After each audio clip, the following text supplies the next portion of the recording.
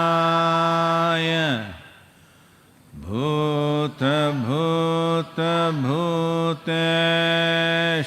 भूतभूतभूतेश्वराय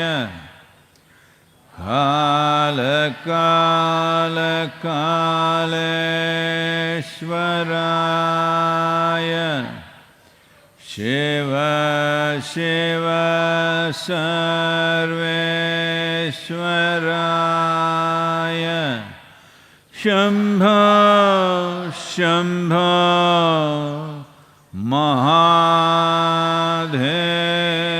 महादेवाय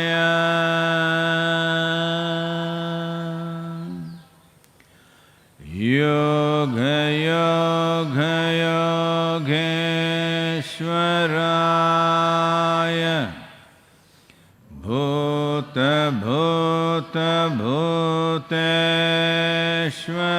भूतभूतभूतेश्वराय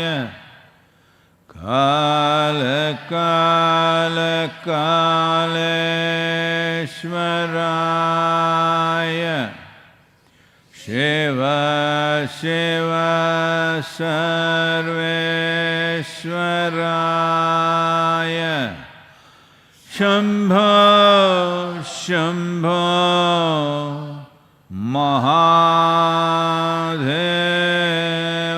महादेवाय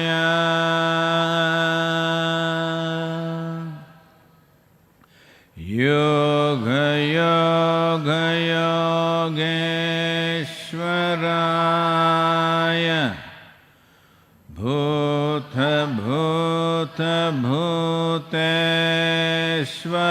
भूतभूतभूतेश्वराय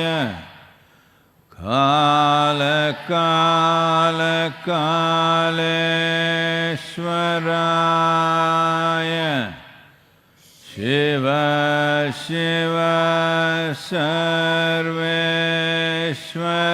सर्वेश्वराय शम्भो शम्भो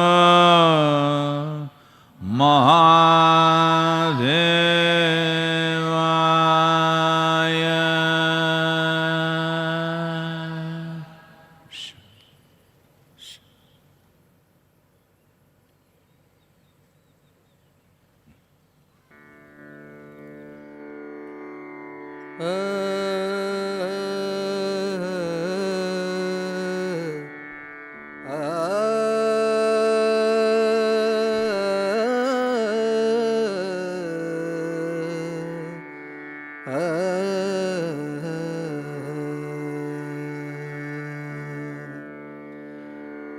ಬಿದ್ದಿಯ ಬೇ ಮುದುಕಿ ಬಿದ್ದಿಯ ಬೇ ಬಿದ್ದಿಯ ಬೇ ಮುದುಕಿ ಬಿದ್ದಿಯ ಬೇ ಬಿದ್ದಿಯ ಬೇ ಮುದುಕಿ ಬಿದ್ದಿಯ ಬೇ ನೀ ದಿನ ಹೋದಾಕಿ ಇರು ಭಾಳ ಜ್ವಾಕಿ ನೀ ದಿನ ಹೋದಾಕಿ ಇರು ಭಾಳ ಜ್ವಾಕಿ ಬಿದ್ದಿಯ ಬೇ ಮುದುಕಿ ಬಿದ್ದಿಯ ಬೇ ಬಿದ್ದಿಯ ಬೇ ಮುದುಕಿ ಬಿದ್ದಿಯ ಬೇ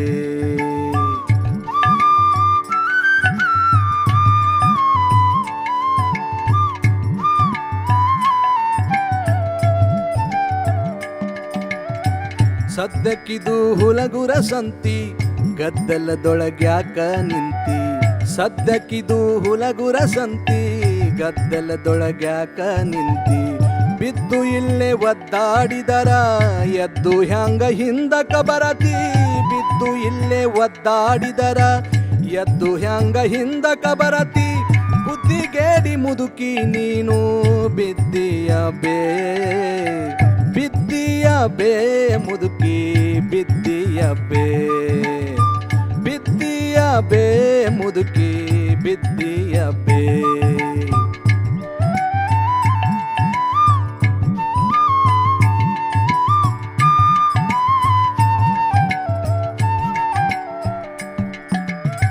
ಬುಟ್ಟಿಯಲ್ಲಿ ಪತ್ತಲ ಇಟ್ಟಿ ಅದನ್ನು ಉಟ್ಟ ಹೊತ್ತಾಳು ಜ್ವಾಕಿ ಬುಟ್ಟಿಯಲ್ಲಿ ಪತ್ತಲ ಇಟ್ಟಿ ಅದನ್ನು ಉಟ್ಟ ಹೊತ್ತಾಳು ಜ್ವಾಕಿ ಕೆಟ್ಟ ಗಂಟಿ ಚೌಡೇರಿ ಬಂದು ಹುಟ್ಟದ್ದನ್ನೇ ಕದ್ದಾರು ಜ್ವಾಕಿ.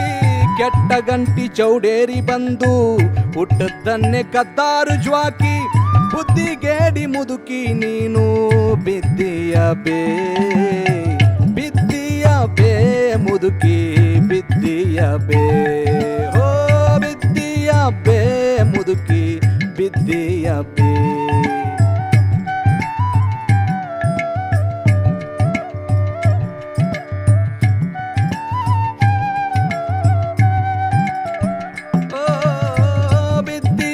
ಬೇ ಮುದುಕಿ ಬಿದ್ದೀಯ ಬೇ, ಬಿದ್ದೀಯ ಬೇ ಮುದುಕಿ ಬಿದ್ದೀಯ ಬೇ. ಹೋ ಬಿದ್ದೀಯ ಬೇ, ಹೋ ಬಿದ್ದೀಯ ಬೇ.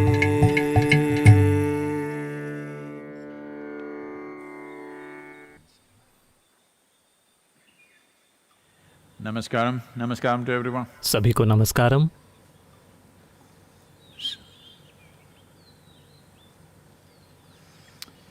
तो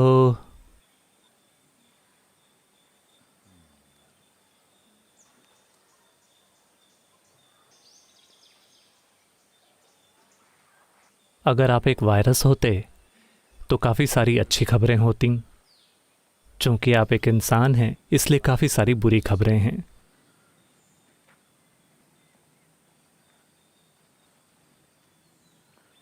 उम्मीद है कि वो दर्शन में मौजूद नहीं है.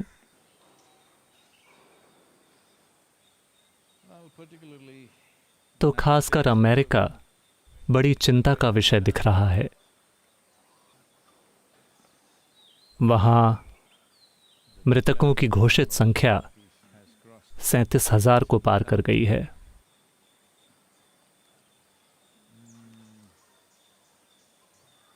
और ये भौगोलिक रूप से बढ़ रहा है, इसका विस्तार हो रहा है. और दुर्भाग्य से बहुत सारे ऐसे लोग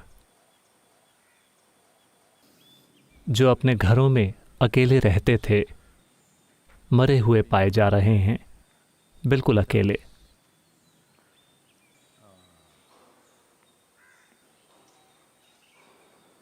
मैं ये नहीं समझ पा रहा हूँ कि वो इमरजेंसी के लिए किसी को बुला क्यों नहीं सके. जो कुछ भी, लेकिन सैकड़ों शव घरों में पाए जा रहे हैं अकेले. तो शायद ये ऐसे लोग हैं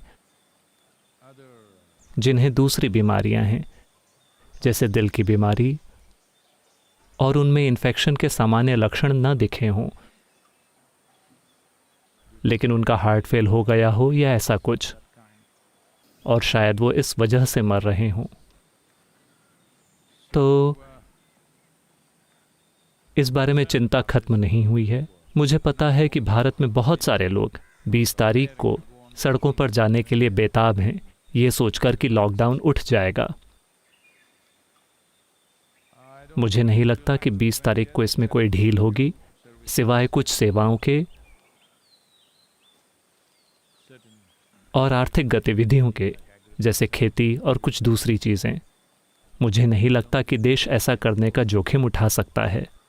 लेकिन 3 मई को भी जब इसमें ढील दी जाएगी तो हमें समझना होगा कि ये आर्थिक मजबूरी के कारण है, इसलिए नहीं क्योंकि हमने वायरस पर विजय पा ली है. आर्थिक मजबूरियां हमें कुछ चीज़ें करने के लिए मजबूर कर रही हैं, क्योंकि हम नहीं चाहते कि समाधान समस्या से अधिक महंगा हो जाए. और धीरे धीरे हम उस दिशा में बढ़ रहे हैं. यहाँ तक कि अमेरिका भी चीज़ों को खोलने और वापस काम पर जाने की बात कर रहा है. देखते हैं क्या होता है, और जो होगा वो बहुत सुखद नहीं होने वाला है.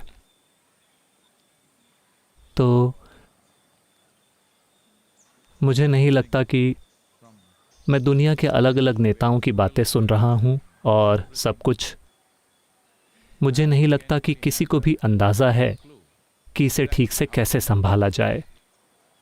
हम लॉकडाउन्स करके केवल इसे धीमा करने की कोशिश कर रहे हैं. किसी को भी अंदाज़ा नहीं है. तो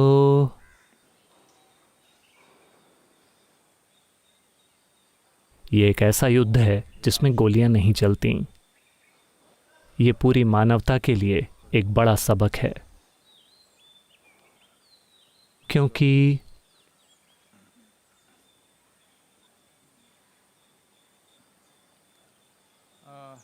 बीसवीं शताब्दी में कई सारे युद्ध हुए। दो ऐसे युद्ध जिन्हें विश्व युद्ध कहा गया, जिनमें मरने वालों की संख्या करोड़ों में थी। जब पहला विश्व युद्ध हुआ, कई मायनों में, क्योंकि ये उसी भौगोलिक क्षेत्र में हुआ, यूरोप में, इसकी शुरुआत वहीं हुई थी, और लोगों ने सोचा हम फिर से ये गलती नहीं करेंगे, क्योंकि उस युद्ध ने इतना विनाश किया। जब युद्ध समाप्त हुआ, जैसा कि वो काफ़ी नहीं था, स्पेनिश फ्लू का हमला हुआ। दुनिया भर में 5 करोड़ से अधिक लोगों की मृत्यु हुई, जिसमें लगभग 30 लाख मौतें भारत में हुईं। उस अनुभव के बाद कई मायनों में लोगों को लगा कि बस बहुत हुआ, हम फिर ऐसा नहीं करने वाले। लेकिन उसी पीढ़ी के जीवन के भीतर, अगली पीढ़ी भी नहीं, उसी पीढ़ी के जीवन काल के भीतर हमने दूसरा युद्ध छेड़ दिया, दूसरा विश्व युद्ध, जो अगर आप पीछे मुड़कर पहले विश्व युद्ध को देखते हैं कि वो तब किस तरह के हथियारों का उपयोग कर रहे थे और दूसरे विश्व युद्ध तक किस तरह की तरक्की हुई, अगर आप उस पर गौर करें तो जाहिर है कि पहले विश्व युद्ध के बाद हर कोई दूसरे विश्व युद्ध की तैयारी कर रहा था, क्योंकि इतना ज़्यादा विकास हो गया था उन हथियारों में जिनका इस्तेमाल किया गया। तो उन्होंने लगभग 29 सालों का समय मुख्य रूप से हथियारों को बेहतर करने पर लगाया, ताकि वो कहीं ज़्यादा बड़ी तबाही कर सकें, जो उन्होंने की। दूसरे विश्व युद्ध के बाद स्थापना की गई कुछ वैश्विक संस्थाओं की, ये देखने के लिए कि युद्ध ना हो। लेकिन कुछ आंकड़े कहते हैं, ये आंकड़े सन 2000 के हैं, मुझे लगता है कि ये अभी भी सच है, क्योंकि सन 2000 के बाद भी कई युद्ध हो चुके हैं। सन 1945 से जब विश्व युद्ध खत्म हुआ, मानवता पर 2 बड़े धब्बों के साथ 2 परमाणु बम गिराए गए, और लोगों को पता भी नहीं था कि ये क्या बला है। तब से सन 2000 तक के आंकड़े कहते हैं कि एक दिन भी नहीं, इस पृथ्वी पर एक दिन भी ऐसा नहीं बीता जिसमें किसी तरह का युद्ध या लड़ाई न हुई हो। उन सारे 66 सालों में, माफ़ कीजिए 56 सालों में लड़ाइयाँ होती रही हैं, और सन 2000 के बाद आप सभी ने देखा है कि कितने देशों को तहस नहस किया गया है। तो अभी हम युद्ध कर रहे हैं, क्योंकि अभी जो हो रहा है निश्चित रूप से उससे युद्ध स्तर पर निपटना होगा। लेकिन विनम्र लोगों की सेना, डॉक्टर और नर्सें ये युद्ध लड़ रहे हैं, लेकिन कई सारे लोगों ने ये पक्का करने का मन बना रखा है कि इस युद्ध में ज़्यादा से ज़्यादा नुकसान हो। दुर्भाग्य से लोग अमेरिका में विरोध प्रदर्शन कर रहे हैं लॉकडाउन के बारे में। दूसरे देशों में भी छोटे छोटे विरोध प्रदर्शन हुए हैं। भारत में कुछ लोग जानबूझकर इसे फैलाना चाहते हैं। वे सब्जियों पर थूक रहे हैं और उन्हें बेच रहे हैं, इन्फेक्टेड लोग। ये वाकई दुर्भाग्यपूर्ण है कि ये मानवता की मानसिकता रही है किसी न किसी कारण से।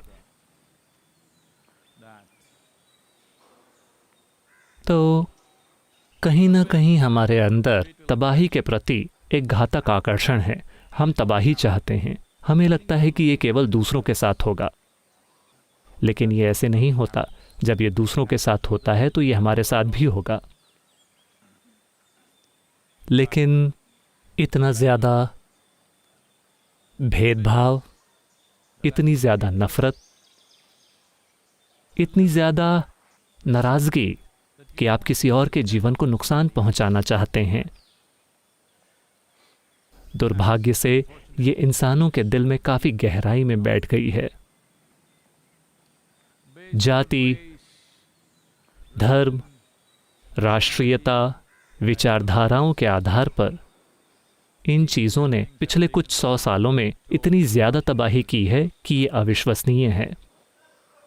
हम जितनी पीड़ा एक दूसरे के ऊपर लादते हैं, जाति के नाम पर, धर्म के नाम पर, देश के नाम पर और राष्ट्रीय हितों के नाम पर, और बेशक विचारधाराओं के नाम पर, वो वाकई ये बिल्कुल साफ है। जैसे ही आप इनमें से किसी भी एक चीज़ के साथ एक मजबूत पहचान बना लेते हैं, चाहे वो आपकी जाति हो या खास तौर पर आपका धर्म, क्योंकि यहाँ आपको भयानक चीज़ें करने के लिए भगवान की स्वीकृति मिल जाती है। राष्ट्रीयता भी, क्योंकि ये दुनिया को मैनेज करने का एक तरीका है, क्योंकि हमारे पास पूरी पृथ्वी को मैनेज करने के लिए कोई व्यवस्था नहीं है। हमें देशों को मैनेज करना होगा, लोगों को हम सिर्फ इसी एक तरीके से मैनेज कर सकते हैं। और आप अपने सिर में जो बेवकूफ़ी भरी विचारधाराएं बनाते हैं, वो जीवन से भी ज़्यादा पवित्र बन जाती हैं। तो अगर मानवता को किसी न किसी तरह, अगर पूरी तरह से मुक्त नहीं तो कम से कम इन बेकार की चीज़ों से ठीक ठाक स्तर तक आज़ाद होना है, तो भीतर की ओर मुड़ना होगा और भौतिक सीमाओं से परे जीवन का अनुभव करना होगा, जिसका वर्णन आध्यात्मिक प्रक्रिया के रूप में किया गया है। मूल रूप से वो ये है कि आपकी पहचान भौतिक सीमाओं तक सीमित नहीं है, या तो शरीर की सीमाएं, या समुदाय की, या नस्ल की, या जाति की, या राष्ट्रीयता की, या विचारधारा की। आध्यात्मिक प्रक्रिया बस यही है कि आपकी सीमा किसी भौतिक इकाई से सीमित नहीं है। अगर ऐसा बड़े पैमाने पर नहीं होता तो जैसे जैसे हम ज़्यादा से ज़्यादा सक्षम होते जाते हैं, जैसे जैसे हमारा विज्ञान तरक्की करता है, हमारी तबाहियाँ और भी ज़्यादा नीचतापूर्ण, और भी ज़्यादा जटिल और भी ज़्यादा डरावनी होती जाएंगी। तो इंसानी क्षमता अभी एक बहुत बड़ी समस्या बन गई है, क्योंकि लोगों ने छोटी छोटी चीज़ों से पहचान जोड़ रखी है। लोगों की एक पीढ़ी के रूप में अगर आप प्रयास नहीं करते लोगों को उनकी सीमित पहचान से परे ले जाने का, उन 4-5 चीज़ों से पहचान जो मैंने, ये 4-5 चीज़ें अगर आप मुझसे पूछें, मुझे पता है कि इसके लिए लोग मुझ पर हमला करेंगे।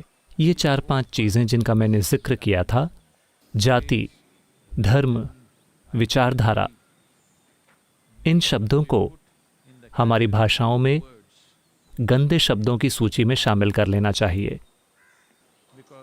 क्योंकि ये सबसे बुरी किस्म की गंदगी है जो मानवता के साथ हुई है। मेरी त्वचा का रंग, मैं जिस बकवास पर विश्वास करता हूँ, और मैं अपने सिर में कोई चीज़ गढ़ लेता हूँ और उसे पवित्र बना देता हूँ। इन चीज़ों ने इंसानों से ऐसे काम करवाए हैं जिन पर कोई भी इंसान गर्व नहीं कर सकता है, लेकिन उनको इस पर गर्व है क्योंकि उनकी बुद्धि से भी बड़ी कोई चीज़ उनसे ऐसा करने के लिए कहती है, और उन्हें आवाज़ें सुनाई दे रही हैं कहीं और से। तो इस तरह के समय में इस पृथ्वी का हर एक समझदार इंसान, अगर हम अभी खड़े होकर कुछ करते नहीं हैं,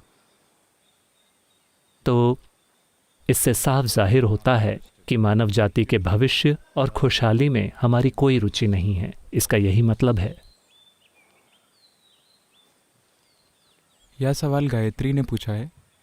नमस्कारम सद्गुरु। मेरी समझ में भगवान पूरी सृष्टि के रचयिता हैं और उन्हें स्वयंभू कहा जाता है। जब आप भगवान बनाने के विज्ञान के बारे में बात करते हैं तो मैं कंफ्यूज हो जाती हूँ। सृष्टि का एक अंश सृष्टि के रचयिता की रचना कैसे कर सकता है?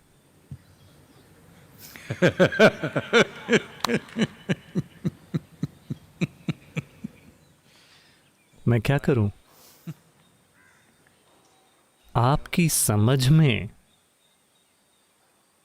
भगवान सृष्टि के स्रोत हैं, क्या था? वो क्या है? वो रचयिता हैं, तो सृष्टि का एक अंश रचयिता की रचना कैसे कर सकता है?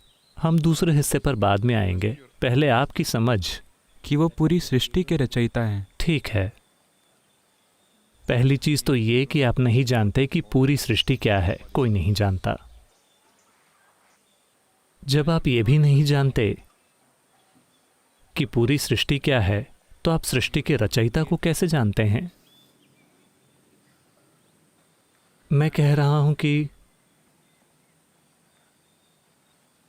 अगर आप उत्पाद को ही नहीं देख सकते, आपके पास उत्पाद को ही पूरी तरह से देखने की क्षमता नहीं है, आप बस इसका एक जरा सा हिस्सा देख रहे हैं, लेकिन अब आप जानते हैं कि इसे किसने बनाया है और उनके क्या गुण हैं, वो इसे कैसे बनाते हैं, आप हर चीज जानते हैं। तो आपकी समझ में एक गंभीर समस्या है। आप इसे समझ नहीं कह सकते। ये बस इंसानों में एक तरह का अहंकार है कि आप में ये कहने की विनम्रता नहीं है कि मैं नहीं जानता, तो आप हर चीज़ को एक मूर्खतापूर्ण तरीके से समझते हैं। और अगर आप अपने आसपास 1000 उसी मूर्खतापूर्ण विश्वास वाले लोग इकट्ठा कर लेते हैं, तो आप एक शक्तिशाली ताकत बन जाते हैं और आपका भगवान के साथ रिश्ता हो जाता है। क्योंकि जब सारे मूर्ख एक ही चीज़ कहते हैं, तो मूर्खों के बीच वही चीज़ सच बन जाती है। तो आप नहीं जानते कि ये सृष्टि कहाँ शुरू होती है, कहाँ खत्म होती है, लेकिन आप जानते हैं कि इसे किसने बनाया है और कैसे। और आप ये भी जानते हैं कि उन्होंने खुद को भी बनाया है और उनका लिंग पुल्लिंग है। आप ये सब जानते हैं,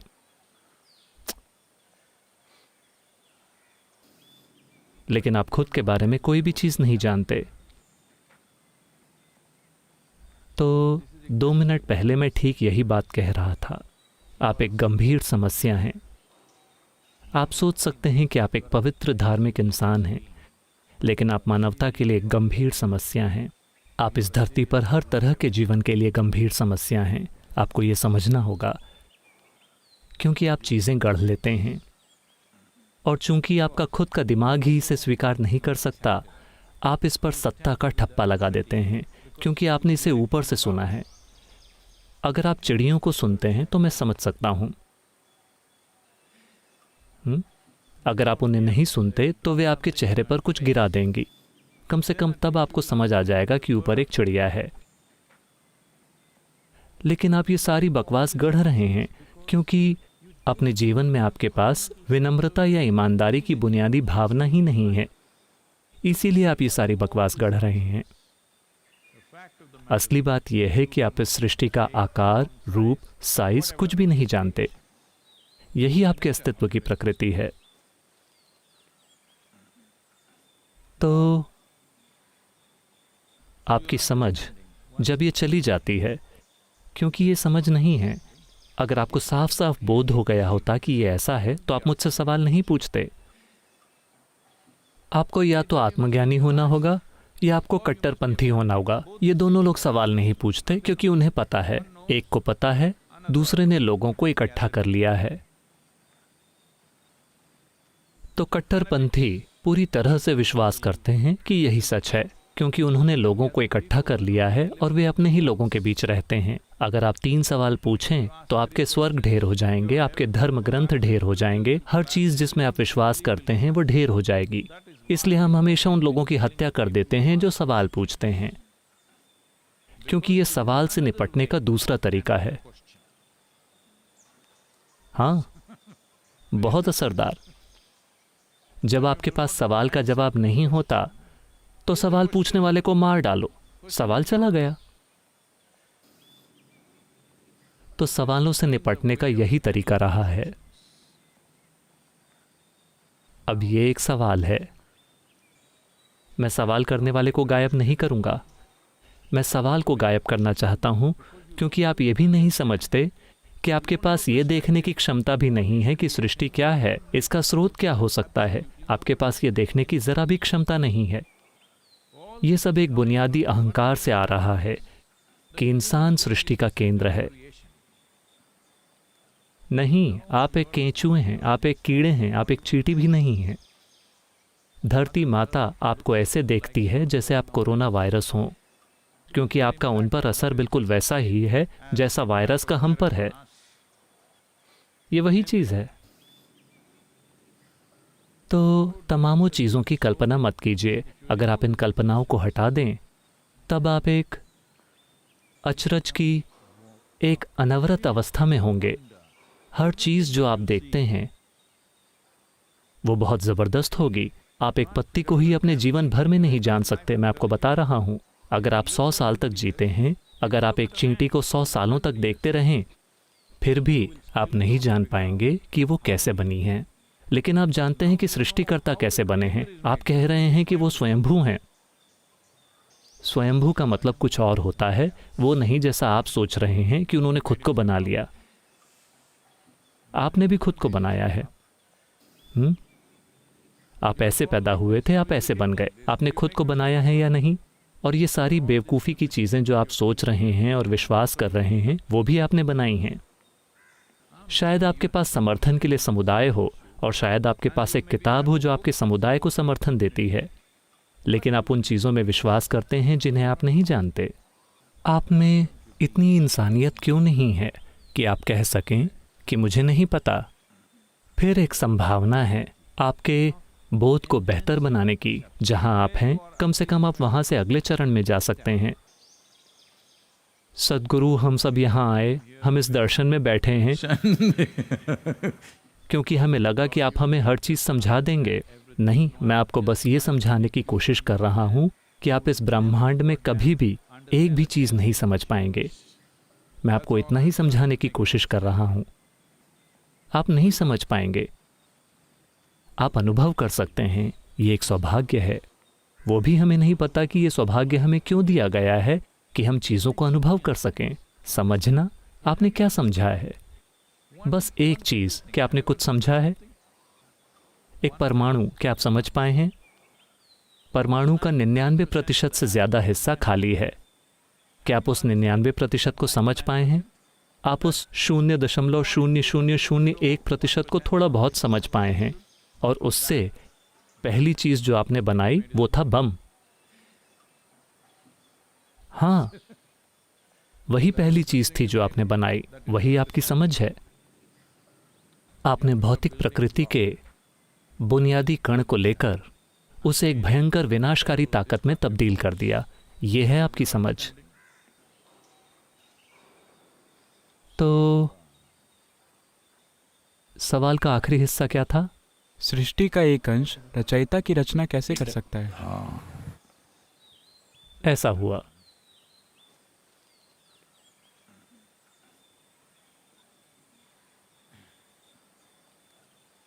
उनका बेटा अमेरिकन यूनिवर्सिटी में था। अमेरिकन यूनिवर्सिटी यानी अगर किसी के भी बच्चे अमेरिकन यूनिवर्सिटी में जाते हैं तो माता पिता बड़ी चिंता के साथ उम्मीद करते रहेंगे कि वो इन 4 सालों में बिना नशेड़ी बने, बिना रास्ता खोए, बिना मरे वापस आ जाएंगे। कुछ भी। मैं एक देश की बहुत ख़राब तस्वीर सामने रखने की कोशिश नहीं कर रहा हूँ, लेकिन दुर्भाग्य से ये युवाओं का तरीका बन गया है। अगर आप 4 साल वहाँ बिताते हैं और ड्रग्स, सिगरेट या शराब के बिना बाहर आते हैं तो आप एक झक्की रहे होंगे अपनी यूनिवर्सिटी में। आप शायद इकलौते झक्की थे। तो आप जानते हैं कि आपका बच्चा झक्की नहीं है। तो माँ परेशान है, वो क्या कर रहा है। तो उन्होंने फैसला किया कि उसके जन्मदिन पर वो उसे एक बहुत ही सुंदर कपड़े में लिपटी हुई, बाइंडिंग की हुई बाइबल देंगी। इस उम्मीद से कि वो इस पुस्तक को खोलेगा। जब से वो वहाँ गया है शायद उसने कोई भी पुस्तक न खोली हो, आप नहीं जानते, लेकिन वो उम्मीद कर रही हैं कि वो कम से कम इस किताब को खोलेगा और कोई ना कोई बात उसके साथ रह जाएगी। तो उन्होंने उसे पैक किया और पोस्ट ऑफिस ले गईं। पोस्टमास्टर ने महिला से पूछा, क्या इस पैकेज में कुछ ऐसा है जो टूट सकता है? महिला ने कहा, बस 10 ईश्वरीय आदेश।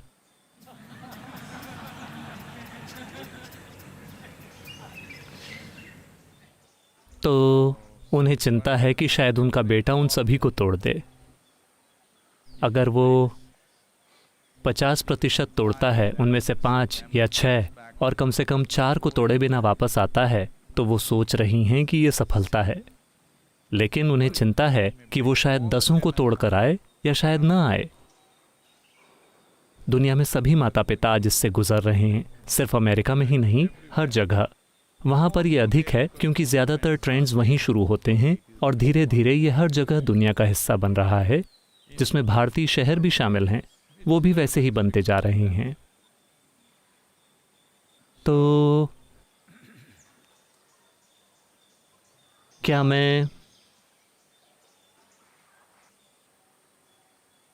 मैं अस्तित्व की प्रकृति और सृष्टा की प्रकृति को जान पाऊंगा? आप कभी नहीं समझ पाएंगे, लेकिन आप प्रकृति का अनुभव कर सकते हैं, क्योंकि सृष्टि की प्रकृति ऐसी है कि जैसा कि मैं वायरस के संबंध में भी कह रहा था कि सृष्टि की प्रकृति या इस ग्रह पर जीवन की प्रकृति ऐसी है कि ये सब जीवन एक दूसरे में मिला हुआ है। आपके एक अलग जीवन होने जैसी कोई चीज़ नहीं है। लाखों बैक्टीरिया यहाँ रहते हैं, इसके अंदर इतने सारे वायरस इसके अंदर रहते हैं। ये एक चीज़ कुछ अधिक परेशानी दे रही है, तो हमें उसे मैनेज करना होगा। हमने एक तरह से उसके साथ सौदा कर लिया है। खाते समय कुछ अंदर चला जाता है, चलते समय कुछ अंदर चला जाता है, मुंह खोलते हैं तो कुछ अंदर चला जाता है, मुंह नहीं खोलते हैं तो नाक से अंदर चला जाता है। यही कारण है कि अभी हर कोई ढका हुआ है। तो यही जीवन की प्रकृति है, ये सब एक दूसरे में मिला हुआ है। यही सृष्टि की प्रकृति भी है। क्या सृष्टि है और क्या सृष्टि का स्रोत है, ये सब एक दूसरे में मिले हुए हैं, वरना आप इस तरह से बड़े नहीं होते। आपने ईंट और सीमेंट लेकर खुद को इस आकार और रूप में नहीं बनाया, ये भीतर से हुआ है। जाहिर है जिसने इसे बनाया है वो आपके भीतर से काम कर रहा है। चूंकि ये आपके भीतर है, आपको इसे बहुत साफ साफ समझना चाहिए। सिर्फ इसलिए क्योंकि ये आपके भीतर है, आपके पास अनुभव करने की क्षमता है, क्योंकि सभी इंसानी अनुभव आपके भीतर ही होते हैं। आपको लगता है कि आप इस पेड़ को देख रहे हैं, ये सच नहीं है। इस पर प्रकाश पड़ रहा है और रिफ्लेक्ट होकर आ रहा है, आपके लेंस से भीतर जा रहा है, रेटिना पर उल्टी छवि बन रही है। आप पूरी कहानी जानते हैं कि आँख कैसे काम करती है, कम से कम बुनियादी स्तर पर। तो आप इसे केवल उस तरह से देख रहे हैं जिस तरह से आपके दिमाग में इसकी छवि बन रही है। तोता पेड़ को कैसे देख रहा है आप नहीं जानते। चींटी पेड़ को कैसे देख रही है आप नहीं जानते।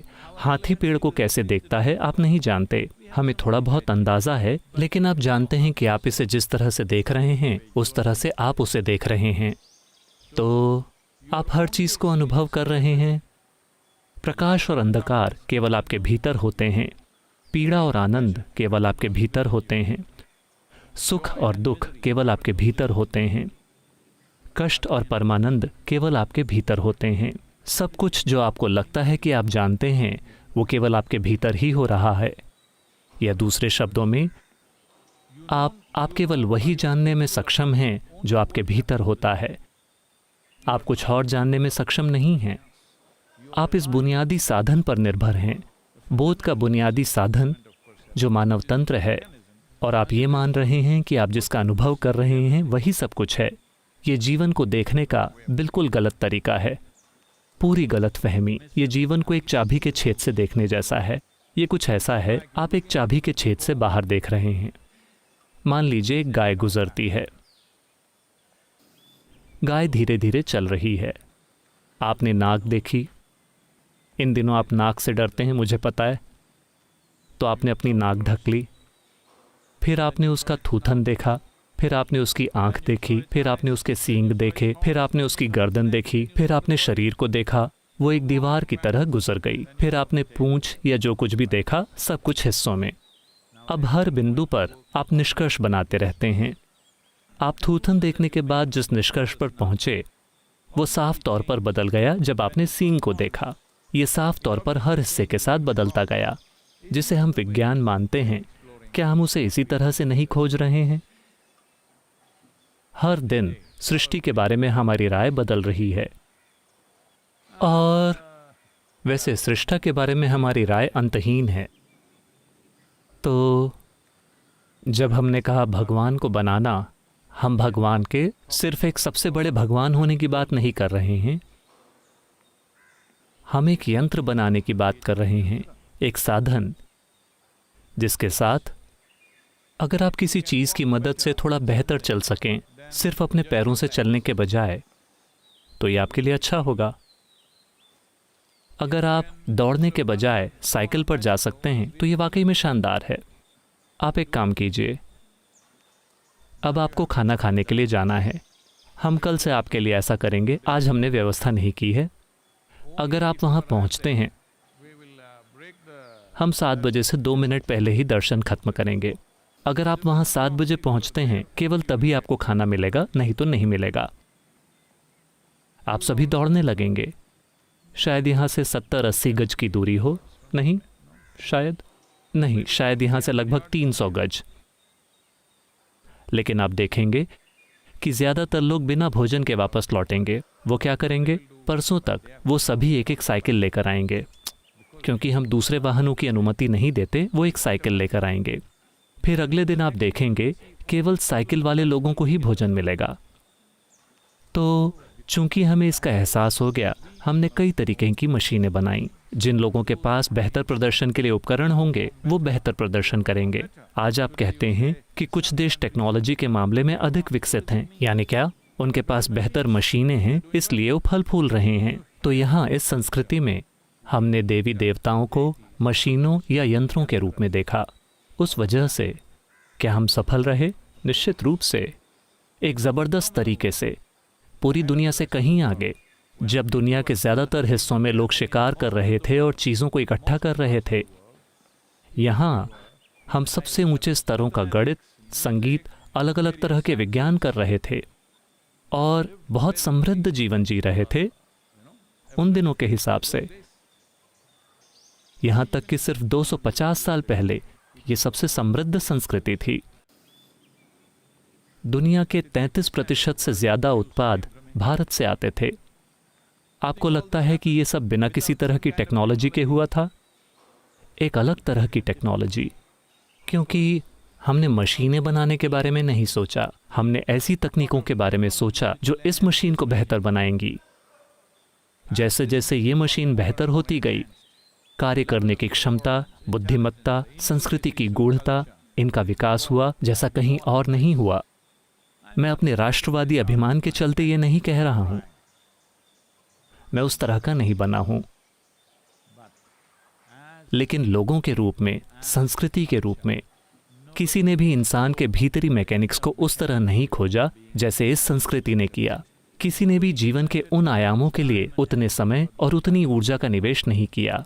हर किसी ने हमेशा सोचा कि बाहरी विजय ही एकमात्र सफलता है, तो इसने महान विजेता पैदा किए, सिकंदर, चंगेज खान जैसे लोग। हमने कभी वैसा कोई आदमी नहीं बनाया। यहाँ हमने संत और ऋषि बनाए। ये एकमात्र ऐसी संस्कृति है। मैं चाहता हूँ कि आप पीछे पलट कर देखें। ये एकमात्र ऐसी संस्कृति है, यहाँ तक कि आज भी हमारा इतिहास ज़्यादातर हमारे संतों और योगियों के समय से पहचाना जाता है, राजाओं के समय से नहीं।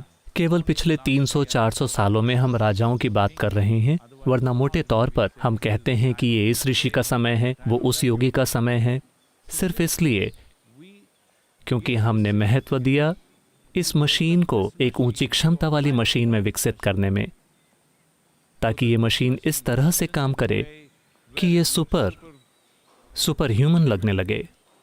भौतिक कामकाज नहीं, बोध के स्तर पर, क्योंकि हमने देखा कि सिर्फ बोध को बेहतर बनाने से ही जीवन बेहतर हो सकता है। इसका कोई दूसरा तरीका नहीं है। अगर आप खुद को बेहतर बनाना चाहते हैं तो आपको कुछ ऐसा देखने के काबिल होना होगा, कुछ ऐसा सुनने के काबिल होना होगा, कुछ ऐसा जानने के काबिल होना होगा जिसे आम तौर पर लोग नहीं कर पाते हैं। इसीलिए हमने देवी देवता बनाए। तो गॉड शब्द एक अंग्रेजी शब्द है। उन्होंने शब्द का इस्तेमाल करना शुरू कर दिया। वो हर किसी को, हर योगी को, हर साधु को, हर संत को इस देश में, ये बेवकूफ़ जिन्होंने भारत में इंग्लिश एजुकेशन में पढ़ाई की है, जिसमें मैं भी शामिल हूँ, ये हम सभी को गॉडमैन कहते हैं। क्या किसी ने कभी दावा किया कि हम गॉडमैन हैं? लेकिन वो शब्द का प्रयोग कर रहे हैं। मैं कई जगहों पर इसका विरोध करता रहा हूं। मैंने कहा कहीं कोई गॉडमैन नहीं है, किसी ने दावा नहीं किया है। आपके जैसे गॉडडैम मैन इस गॉडमैन को बना रहे हैं।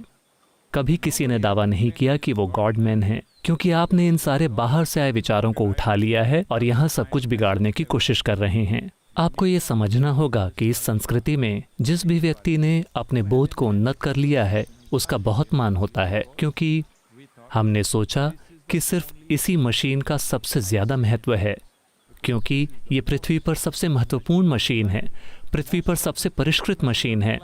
फाइन ट्यून करना बस यूं ही दूसरी मशीनें बनाने से ज़्यादा महत्वपूर्ण है। आप दूसरी मशीनें बनाते रहे, आप बना सकते हैं। आप हमेशा पहाड़ों को हिलाने की बात करते हैं। किस तरह का बेवकूफ़ पहाड़ों को हिलाना चाहेगा? बताइए। हेलो, क्या आप चाहते हैं कि ये पहाड़ यहाँ से हट जाए? एक बार ऐसा हुआ। शंकरन पिल्लई ईशा योग केंद्र आए। उन्होंने वेलकम पॉइंट पर चेक इन किया और कहा मुझे सबसे अच्छे नज़ारे वाला कमरा चाहिए। तो चूंकि आपको ये नहीं पता, आप दौड़कर उस कमरे के लिए लड़ाई मत शुरू कीजिएगा।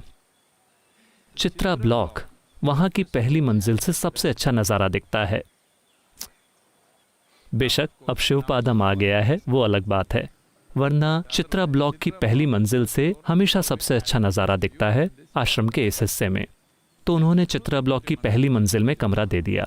अगले दिन उन्होंने वेलकम पॉइंट में आकर चिल्लाना शुरू कर दिया, मैंने अच्छे नज़ारे वाला कमरा मांगा था, मेरे कमरे से कोई नज़ारा नहीं दिखता। उन्होंने कहा सर, हमने आपको चित्रा ब्लॉक की पहली मंजिल में कमरा दिया है ना, वहां से सबसे अच्छा नज़ारा दिखता है। कहाँ है नज़ारा? ये पहाड़ बीच में आ रहे हैं। तो अभी आप खुद को धोखा दे रहे हैं, क्योंकि आपने अपनी बुद्धि को ठीक से संभालने का कोई प्रयास नहीं किया है। आपकी बुद्धि ही अभी एकमात्र समस्या है, यह आपके खिलाफ हो गई है। आप खुद को धोखा दे रहे हैं। अब धोखा देना क्या है? ये कई तरीकों से होता है, ऐसे तरीकों से जिसकी आप कल्पना भी नहीं कर सकते। एक बार ऐसा हुआ, एक सुंदर जवान महिला एक बार एक पति पत्नी के तलाक के कोर्ट के केस में फंस गई। वो उसमें उलझ गई। तो केस की सुनवाई के दौरान दूसरे वकील ने, जो दूसरे पक्ष से था, पत्नी के पक्ष से, उसने इस लड़की से पूछा, क्या ये सच है कि तुम इस आदमी का हाथ पकड़कर इस होटल के अंदर गईं और तुम अगले दिन सुबह ही बाहर निकलीं? क्या ये सच है? लड़की ने कहा, लेकिन मुझे धोखा दिया गया। तो वकील ने पूछा, तुम्हें धोखा कैसे दिया गया? देखिए, जब हमने चेक इन किया तो इन्होंने क्लर्क से कहा कि मैं इनकी पत्नी हूं। मैं धोखा खा गई। आपको समझ नहीं आया? कोई बात नहीं, आपको ऐसी बातें समझ नहीं आती, मतलब आप धोखेबाजी से मुक्त हैं। बहुत बढ़िया।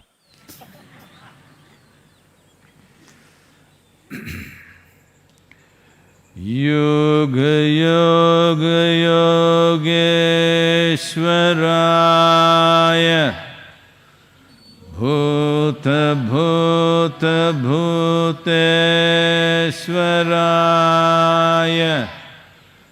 काल काल कालेश्वराय शिव शिव सर्वेश्वराय शंभो शंभो महादेवाय।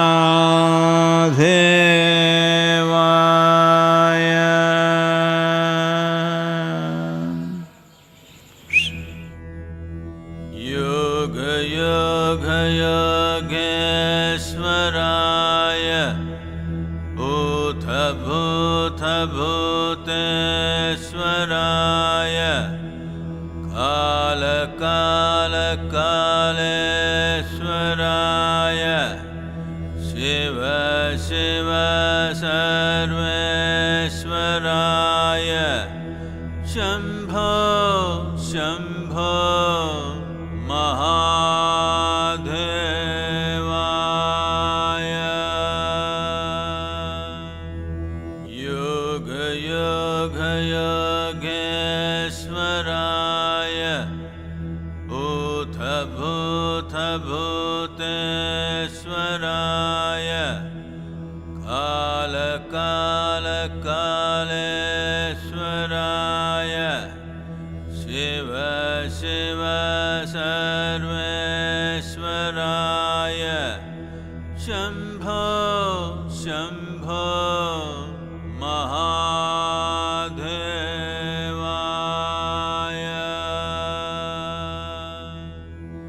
योग योग योगेश्वराय भूत भूत भूतेश्वराय काल काल कालेश्वराय शिव शिव सर्वेश्वराय शम्भो शम्भो